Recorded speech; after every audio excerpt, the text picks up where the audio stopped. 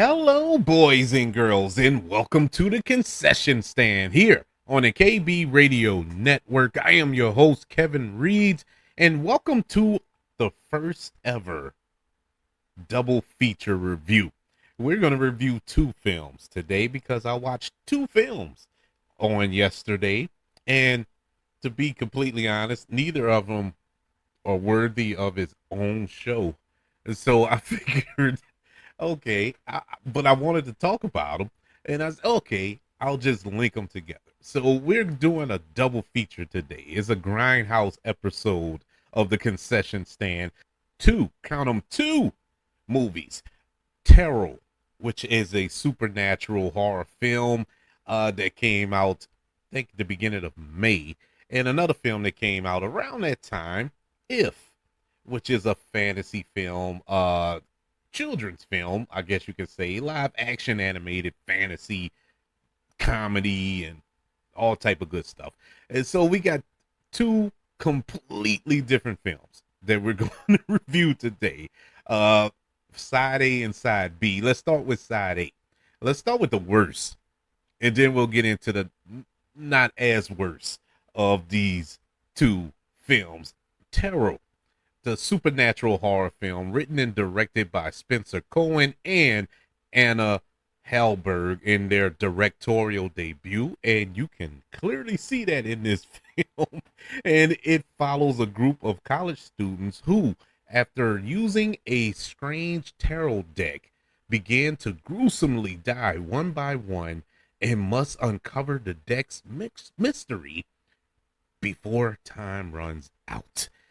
This film stars Harriet Slater and Jacob Batalon, who, for all of our MCU Spider-Man fans, he played Ned in all of those Spider-Man films, the Tom Holland Spider-Man films. This was, I think, my second time seeing him in something other than Spider-Man. And oh boy, he should have stayed away from this one. This movie was horrible. There's no point sugarcoating it. There's no point trying to deceive you in any way. This movie is bad. I mean, almost unwatchable bad.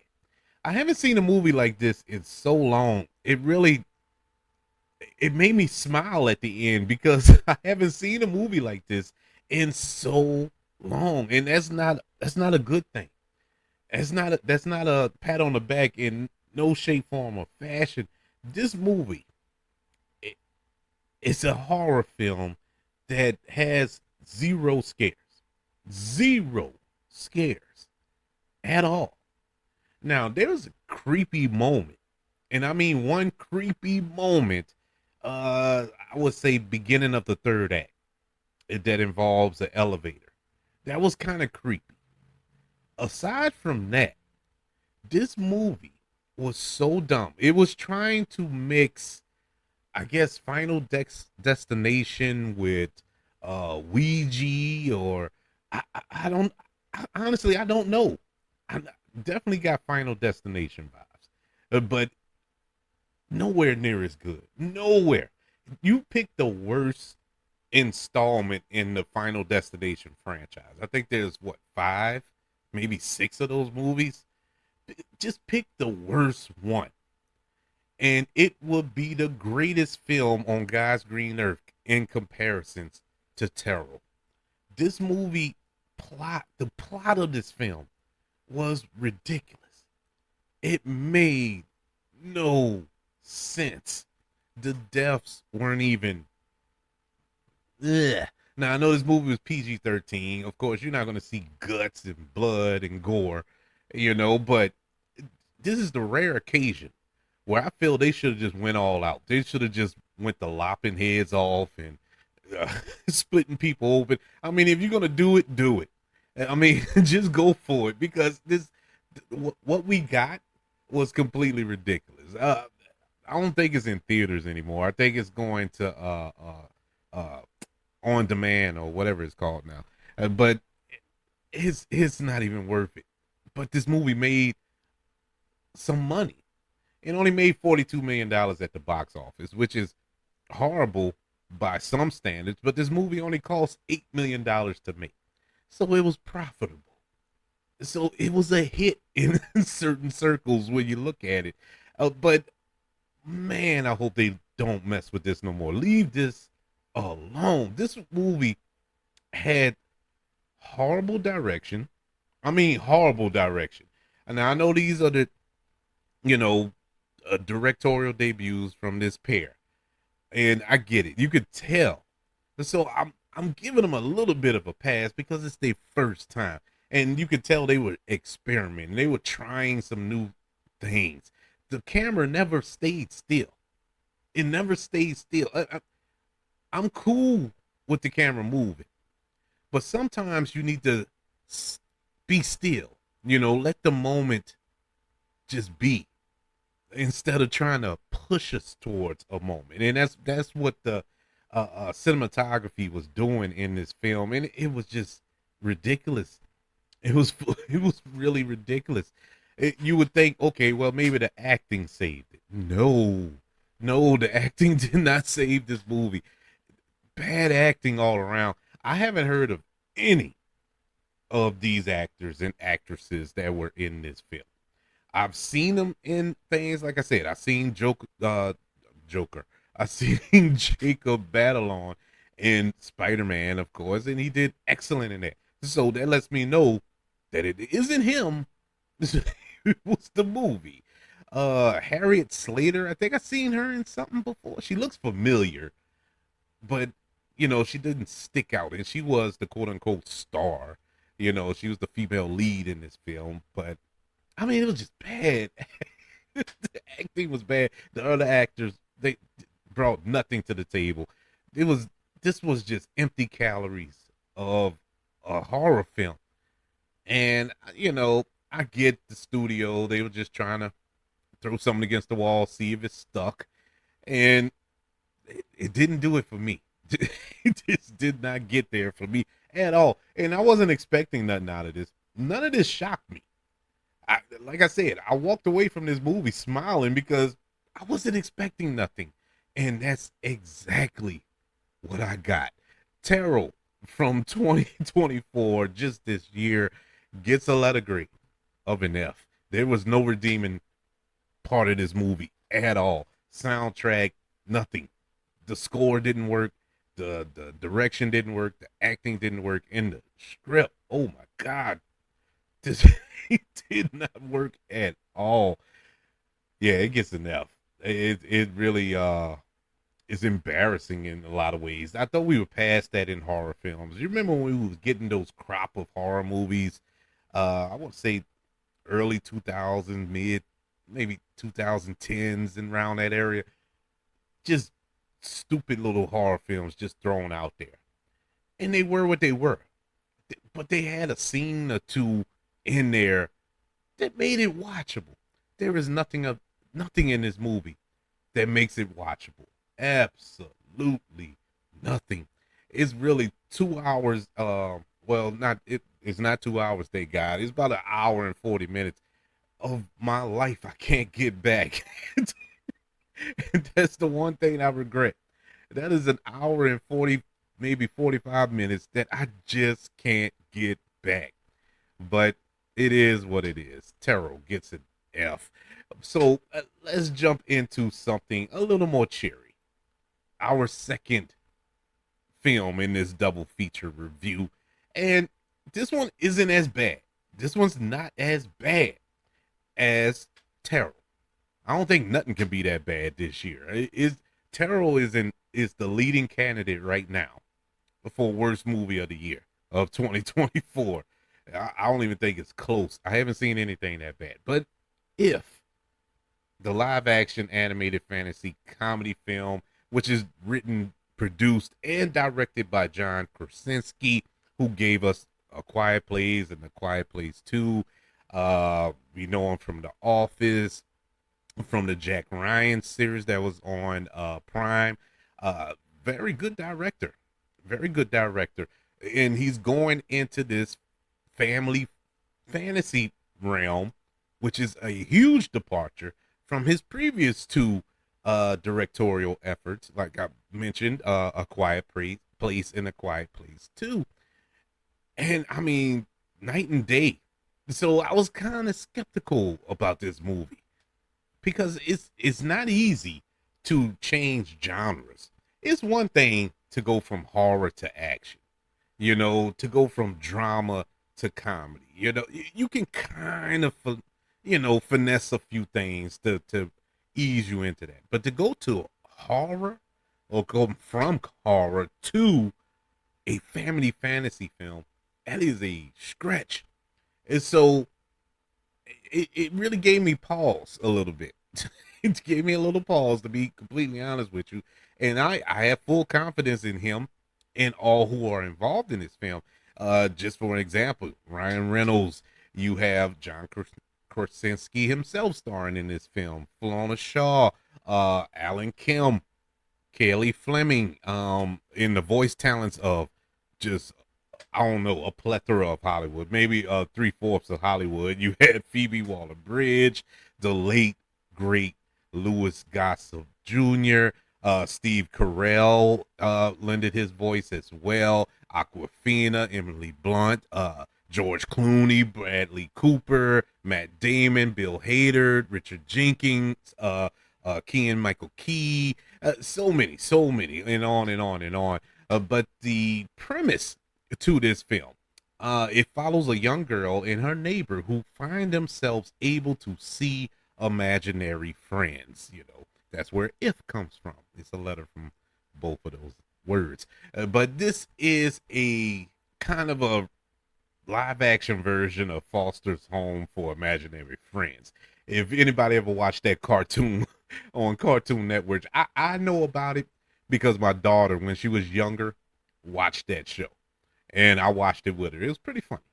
And it's basically the live action version of that cartoon, even though it's not based on it or anything like that. But it has some strong similarities, and it has that same vibe. It also has the vibes of, and I mean this. I don't want to come off disrespectful to this movie because I don't look at it in the same light I see the film I'm about to compare it to, because I didn't like that film, and that was Tomorrowland. Tomorrowland was very disappointing, and it just felt like Tomorrowland, but a little better. Just a little bit. It's not horrible like that movie. That movie really, really, I think it wasn't so much that Tomorrowland was horrible. I think it was sold to us one way and gave us something completely different. And I have yet to get over that. But this film really does have that kind of vibe to it, kind of the same structure. A little funnier. It is funny. It's definitely cute, and I immediately realized that I am not the demographic that this movie was aiming to get its attention. You so I give a little pause on that as well. Despite all that, I truly enjoyed the young actress who is the lead here, Kaylee Fleming, who is very cute, very sweet. Ryan Reynolds is Ryan Reynolds. I don't have nothing bad to say about him. He's the same. He's the same in every single movie, so it doesn't uh catch you off guard, or he doesn't do anything to kind of reinvent the wheel or anything like that. He's Ryan Reynolds, you know.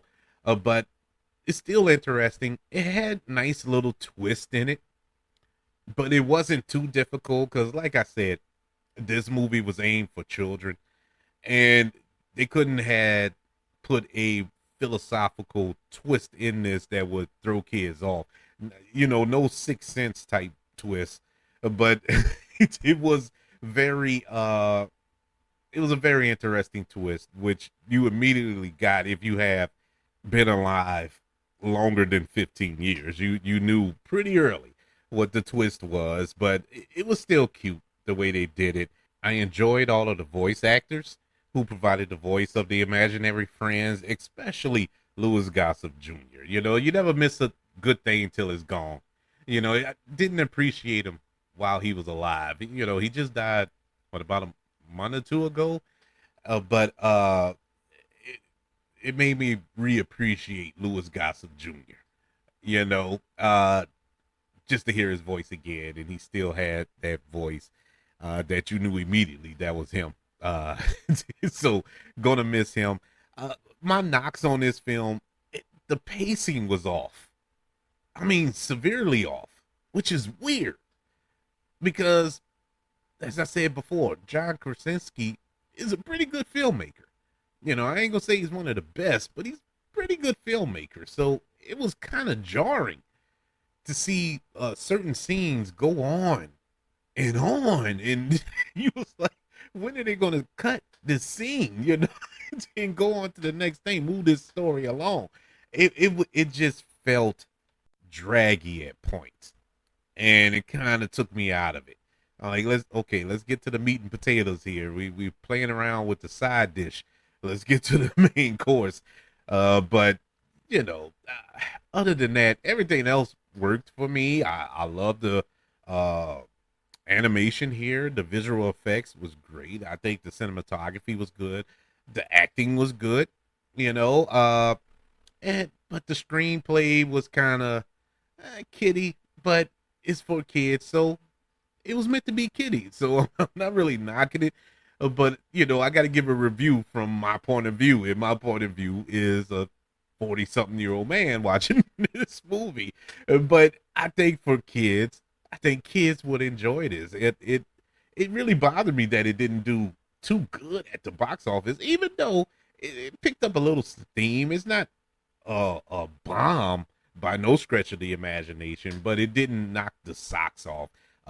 This film was made for $110 million, which, to be honest with you, I don't know where that $110 went, because this movie didn't look that big. There were some sequences there, with the animation and all that looked, top notch, but nothing that I would say is a $100+ million movie. But what I know, I can barely balance a checkbook. So far at the box office, it's made $140 million. So it's not in the red, but it's not great either. But I think it will build up an audience once it hits streaming services and whatnot, and really take off. But this is a really good family film. I do recommend that if you have little ones at home. This is the film to sit down and watch. I think kids will adore this movie. They have some really, really cute creatures, I guess you could say. Well, just call them what they are, imaginary friends, in this film that I think kids would eat up. It's very, very cute. And unlike Tarot, I highly recommend If gets a letter grade of a C. I think is a really good family summer film. But those are my reviews today. Tarot, the supernatural horror film, gets an F. And If, the live action animation hybrid fantasy comedy film, gets a C. I would like to know, have you checked out either one of these two films, or both, or you haven't seen either one and you're waiting to hear what I had to say to check it out? You can email the show, kbradiopodcast@gmail.com. You can also look up the show on all social media platforms. Just search for the KB Radio Network. Don't forget to subscribe to the KB Radio Network channel, if I could talk, and like this video as well. Don't forget about the 5 stars, the reviews, and sharing this show. If you're listening on Apple Podcasts, Spotify, iHeartRadio, wherever you are currently listening to the concession stand here on the KB Radio Network. Everybody, thank you for joining me for this double feature reviews of Tarot and If. I'm gonna do more of these. I'm gonna do more of the 2 reviews and stop killing myself with one review of a bad movie. Even though If wasn't a bad movie, but I figured, hey, I'll put it with one bad movie that'll make that one look even better. So We're gonna do more of these. Not for every review, of course, but down the line we'll do more double feature reviews. But until then, I want you all to know that I love you. Continue to love everyone, and until we speak again, you all be blessed.